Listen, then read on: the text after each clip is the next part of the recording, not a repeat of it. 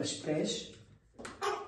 אנחנו בעצם מעמידים אותה במנח הזה, כשהיא ערומה, ומזמינים אותה לעשות פיפי או קקי. פש פש פש פש. הצליל הזה אמור להיות הסימן, לפתוח את הסוגרים ולשחרר. פש פש פש פש. ולכן קוראים לזה שיטת הפשפושים. בשם הטוב שלה קוראים לה שיטת הקשב. הנה היא עושה קצת פיפי וגם קקי. רואים? כל הכבוד, דנה. פש פש פש פש. איזה דוגמנית למופת.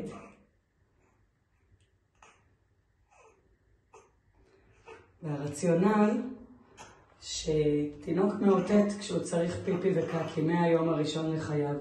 כמו שהוא מאותת שהוא עייף או שהוא רעב. נכון, הידיים בפה זה רעב, עייפות זה לשפשף את העיניים, למשוך באוזניים. אז יש איתות לפיפי ויש איתות לקקי. הנה היא עושה עכשיו פיפי. כל הכבוד, דנה. אלופה. יש לך עוד?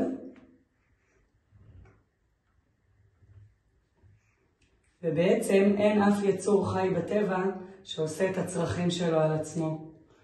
לבד מבין האדם שהוא היצור הכי חכם בטבע.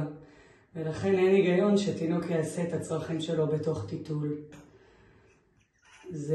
הטיטול בעצם בא לשרת אותנו בהורות המודרנית, שאין לנו את הפניות להקשיב לתינוק שלנו. כי זו הקשבה, לכן זה נקרא שיטת הקשב.